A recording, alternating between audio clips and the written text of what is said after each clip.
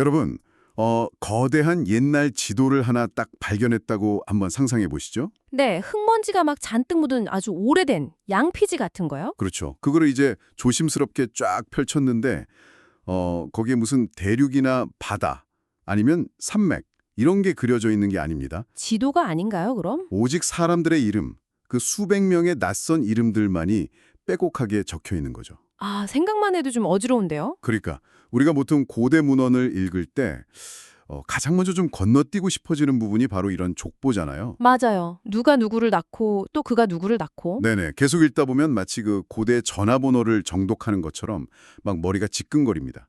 오늘 우리가 다룰 이 창세기 10편 1절에서 32절 텍스트도 첫인상은 딱 그래요. 대홍수라는 그 전 지구적 재난 이후에 살아남은 노아의 세 아들이죠. 셈과 함과 야벳의 족보니까요. 맞습니다. 아마 대부분의 분들이 이 부분을 마주하면 그냥 뭐 지루한 이름표 목록이거니 하고 페이지를 휙휙 넘겨버리실 텐데요. 그쵸. 하지만 이 무미곤조해 보이는 텍스트의 표면을 아주 조금만 긁어내면 전혀 다른 차원의 기록이 등장하거든요. 저도 처음엔 이름만 대충 훑고 지나가려다가 약간 이상한 패턴들을 발견했습니다. 이게 단순히 출생 기록부가 아니더라고요. 네, 단순한 가계도가 아니죠. 홍수로 완전히 그 초기화되어버린 텅 빈 지구라는 도화지 위에 고대 인류가 어떻게 국경을 긋고 제국을 세우고 또 언어를 나누었는지 보여주는 일종의 고대 세계의 청사진이었습니다. 자, 이 내용을 한번 파헤쳐 볼까요? 아주 좋습니다. 이번 심층 탐구를 통해서 우리는 이 딱딱한 이름들 이면에 숨겨진 그 지정학적 전쟁과 인류 분열의 진짜 역사를 한번 추적해 보려고 합니다. 지금 이 텍스트가 지닌 핵심 인물을 아주 정확하게 꿰뚫어 보셨네요. 창세기 10장은 살아남은 그 소수의 인류가 어떻게 각자의 언어와 종족 그리고 국가라는 거대한 테두리를 발명해내면서 흩어졌는지를 보여주는 문서거든요. 그냥 가족끼리 피가 섞였다 이런 걸 넘어서는 거군요. 그렇죠. 인류 문명의 기초가 어떤 지리적 경로를 통해서 형성되었는지 그 메커니즘 자체를 설명하고 있는 겁니다. 아, 그렇군요. 그럼 그 텅 빈 도화지에 그려진 첫 번째 밑그림부터 한번 보죠. 텍스트는 우선 야벳의 아들들로 시작합니다. 네, 첫째 야벳이죠. 고멜, 마곡, 마대, 야환, 두발. 이름들이 참 이국적인데요. 특히 제 눈길을 끈 건 5절이었습니다. 오정 내용이 어땠죠? 이들로부터 여러 나라 백성이 나뉘어서 각기 방언과 종족과 나라대로 바닷가의 땅에 머물렀다. 이렇게 나오거든요. 아, 바닷가의 땅이요? 네네. 청취자 여러분을 위해서 이 바닷가의 땅을 우리 현대 지도로 좀 번역해보면 어디쯤이 될까요? 지금의 지중해 연안 지역을 떠올리시면 딱 맞습니다. 지중해라면? 그리스, 키프로스, 튀르키예, 그리고 유럽의 해안선 일대 쫙 퍼져 있는 그쪽이죠. 와, 지중해의 핵심 부동산을 다 차지한 셈이네요. 그렇죠. 알짜배기 땅이죠. 근데 저는 이들이 퍼져나가는 방식을 묘사한 그 텍스트의 느낌이 참 흥미로웠어요. 마치 맑은 물이 담긴 수조에다가 잉크 한 방울을 똑 떨어뜨렸을 때, 아, 잉크 한 방울. 네, 그 잉크가 물의 흐름을 타고 아주 자연스럽고 부드럽게 쫙 번져나가는 장면이 연상됐거든요. 무력을 써서 막 남의 땅을 빼앗는 그런 정복 전쟁이 아니라 맞아요. 그냥 빈 땅을 향해서 자연스럽게 갈래를 치며 나아가는 모습입니다. 근데 여기서 의문이 하나 생겨요. 어떤 의문이시죠? 이들은 어쨌든 피를 나눈 한 가족이잖아요, 처음에. 그런데 왜 굳이 방언과 종족과 나라대로 나뉘었다는 걸 강조하는 걸까요? 굳이 왜 갈라졌느냐? 네, 그냥 거대한 대가족으로 뭉쳐 살면 안 되었던 건가요? 바로 그 지점이 인류학적으로 굉장히 중요한 분기점이 됩니다. 고대 사회에서 방언과 영토가 나뉘었다는 건 단순한 이사, 그러니까 짐 싸서 다른 동네로 갔다 이런 의미가 아니에요. 그럼 어떤 의미인 거죠? 특정한 지리적 환경에 정착을 하게 되면 그 환경에 맞는 생존 방식 자체를 개발해야 하거든요. 섬에 정착한 사람들과 내륙 산악지대에 정착한 사람들은 다를 수밖에 없겠네요. 바로 그겁니다. 먹는 것도 다르고 입는 것도 집을 짓는 방식도 완전히 달라지죠. 이런 생활 양식의 차이가 계속 쌓이면 결국 세상을 바라보는 세계관이 달라지고 그것이 고유한 언어, 즉 방언으로 굳어지게 되는 거죠. 와, 단순히 쓰는 단어가 달라진 게 아니라 그 사회를 움직이는 운영체제 자체가 달라졌다는 뜻이군요. 네, 아주 정확한 비유입니다. 그렇게 야벳의 자손들은 각자의 환경에 맞춰서 고유한 정체성과 문화를 막 발명해내면서 평화롭게 지중해 일대로 쫙 번져나갔습니다. 네, 거기까진 평화로웠죠. 그렇죠. 그런데 야벳 다음으로 이어지는 함의 자손 이야기로 딱 넘어가면 이 평화로운 분위기가 완전히 박살이 납니다. 네, 분위기가 급반전되죠. 그러니까 자연스럽게 막 퍼져나가던 잉크를 누군가가 거대한 진공청소기를 한 곳에 쫙 빨아들이는 것처럼 서사가 급변하거든요. 맞습니다. 야벳의 계보가 바깥으로 이렇게 뻗어나가는 확장의 역사라면 함의 계보는 모든 것을 하나로 억지로 끌어모으려는 아주 맹렬한 중앙 집중화의 역사라고 볼 수 있습니다. 중앙 집중화요. 그리고 그 중앙 집중화의 중심에는 이 족보의 흐름을 완전히 끊어버리는 한 명의 돌연변이가 등장하잖아요. 네, 함이 손자인 인물이죠. 니므롯. 솔직히 저 이 부분 읽다가 약간 헛웃음이 나왔거든요. 왜 웃으셨어요? 다른 사람들은 그저 누가 누구를 낳았다 뭐 이렇게 한 줄 컷인데 이 니므롯에게는 갑자기 엄청난 분량의 스포트라이트가 막 쏟아집니다. 맞아요. 수식어가 엄청나죠. 세상의 처음 연걸이라든가 여호와 앞에서 특이한 사냥꾼 이런 수식어가 도배되어 있어요. 심지어 사람들이 속담으로 그 이름을 쓸 정도였다고 하더라고요. 네네. 네가 니무롯 같다 뭐 이런 식으로요. 근데 잠깐만요. 특이한 사냥꾼이요. 고대 사회에서 뭐 활 쏘고 사자 잡는 실력이 뛰어나다고 해서 세계의 족보책이 가던 길을 멈춰서서 그를 찬양할 일은 없잖아요. 그렇죠. 단순한 사냥꾼은 아니죠. 우리가 흔히 생각하는 그 숲속의 사냥꾼은 아닐 텐데 이 수식어의 진짜 의미가 뭡니까? 여기서 정말 흥미로운 점은 고대 근동 문헌에서 사냥이라는 단어가 어떻게 쓰였는지를 아는 것입니다. 사냥이라는 단어요? 네, 고대 메소포타미아의 왕들이라 독재자들은 자신을 위대한 사냥꾼으로 포장하는 걸 좋아했어요. 막 사자를 맨손으로 때려잡는 조각상을 만들어서 과시하기도 했고요. 아, 권력의 상징 같은 거네요. 하지만 그건 진짜 동물을 잘 잡는다는 뜻이 아닙니다. 나는 이 세상의 최상위 포식자이고 나에게 반항하는 자는 누구든 짐승처럼 사냥해버리겠다. 이런 끔찍하고도 강력한 정치적 은유인 거죠. 와, 동물을 사냥한 게 아니라 사람을 사냥하고 다녔다는 거군요. 그렇습니다. 그 증거가 바로 텍스트에 이어지는 그가 건축한 도시들의 목록에서 딱 드러납니다. 도시들을 세웠죠, 참. 네, 시날 땅의 바벨, 에렉, 아갓 그리고 아스르로 진격해서 니느웨 같은 거대한 성들을 지었다고 나오잖아요. 바벨과 니누에. 어디서 많이 들어본 이름들인데요. 이 도시들이 뭔지 아십니까?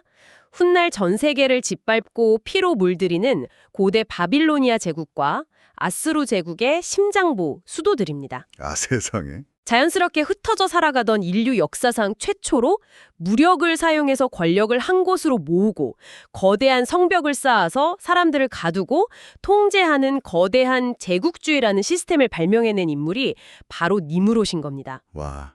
현대의 비즈니스로 치면 자유롭게 막 경쟁하던 작은 스타트업들을 무자비하게 다 짓밟고 흡수해서 시장을 장악해버린 최초의 거대 독점 기업 같은 거네요. 네, 아주 정확한 비유입니다. 독점이죠, 독점. 주변의 모든 것을 막 빨아들이는 권력의 블랙홀이 탄생한 겁니다.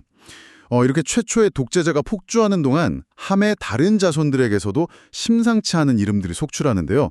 여기서부터 진짜 흥미로워지는데요. 어떤 이름들이 눈에 띄셨나요? 텍스트를 보면 가술루 힘에게서 블레셋이 나왔다고 콕 집어 말하고요.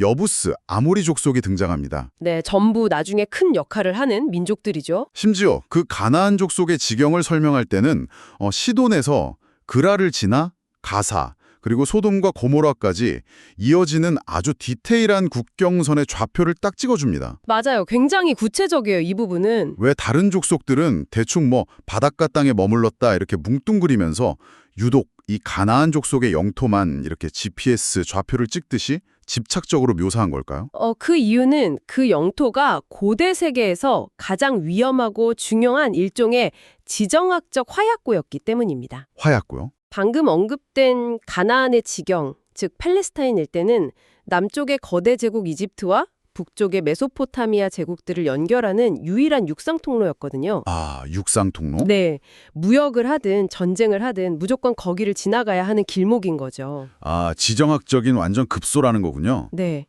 고대의 독자들이 창세기 10장에서 블레셋, 아모리, 소돔과 고모라, 그리고 이 가나안의 촘촘한 국경선을 딱 읽었을 때 아마 그들은 소름이 쫙 돋았을 겁니다. 왜요?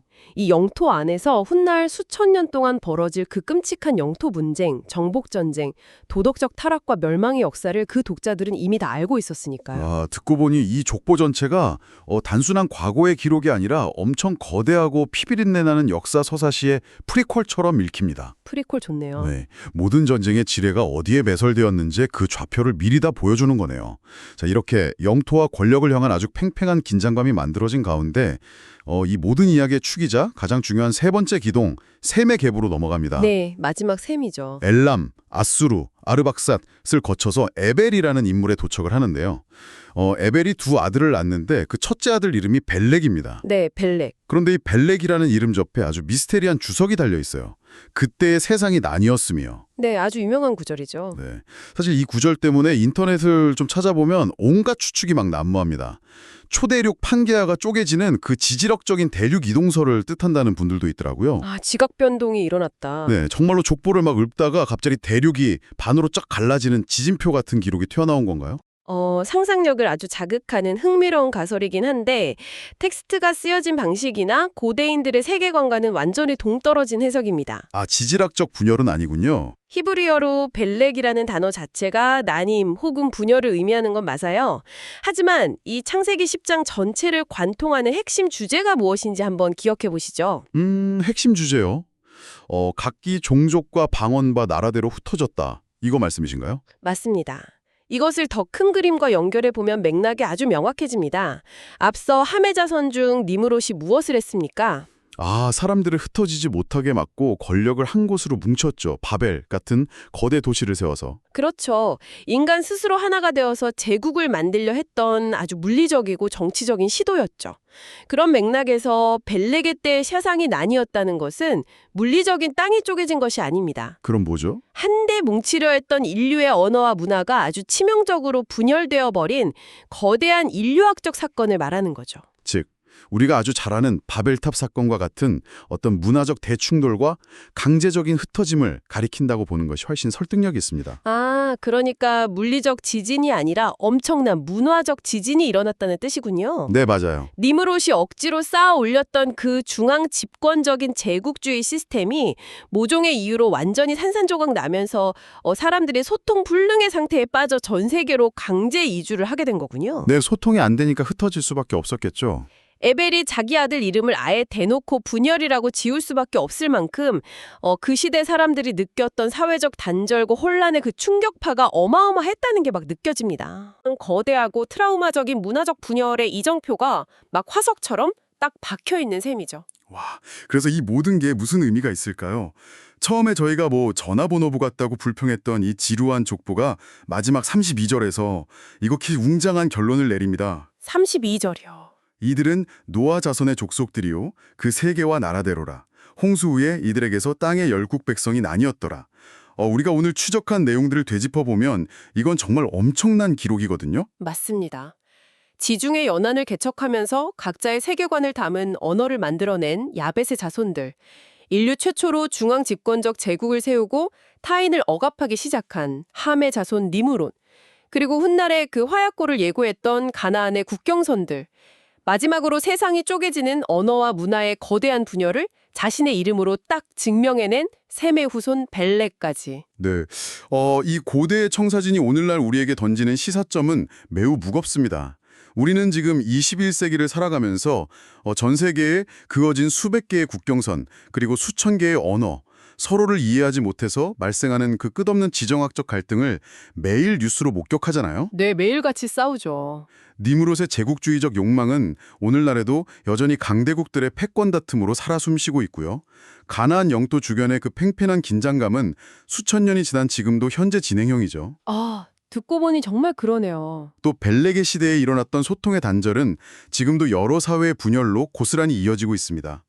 하지만 이 창세기 10장이 궁극적으로 보여주는 아주 중요한 역설이 하나 있습니다. 역설이요? 어떤 부분이죠? 이렇게 끔찍할 정도로 서로 분열되어 있고 각자의 방언과 나라로 찢어져서 완전히 남남처럼 때로는 철천지원수처럼 싸우고 있지만 네네. 이 거대한 족보의 꼭대기로 시선을 쭉 올려보면 결국 이 모든 이질적인 문명과 적대적인 국가들이 하나의 뿌리, 즉 살아남은 단 한 가족에서 파생되었다는 사실입니다. 하나에서 출발했다. 네, 아무리 거대한 장벽을 세워도 우리 인간은 결국 하나의 가지에서 뻗어나온 존재들이라는 것이죠.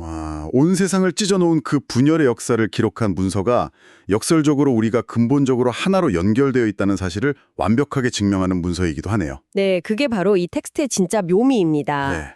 여러분 오늘 저희가 함께 펼쳐본 이 오래된 이름의 지도가 어떻게 들리셨나요? 많이들 놀라셨을 것 같은데요.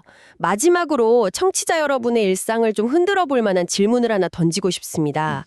오늘날 우리가 너무나 당연하고 견고하다고 믿는 저 국경의 장벽들, 또 결코 좁혀지지 않을 것 같은 언어와 문화의 차시들이 사실은 수천 년 전 고대 문서에 기록된 누군가의 그 거친 발걸음 한 번, 혹은 권력을 향한 누군가의 헛된 욕망 하나에서 시작된 거대한 나비 효과의 결과물이라면 어떨까요? 나비 효과.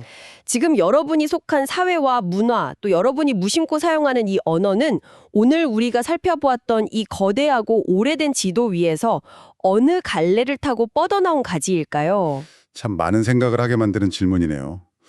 다음번에 세계 지도를 보실 때는 국가들의 이름 대신에 수천 년 전 그 땅을 향해 걸어갔던 이름 없는 고대인들의 발자국을 한번 상상해 보시기 바랍니다. 오늘의 심층 탐구는 여기서 마칩니다. 함께해 주셔서 감사합니다.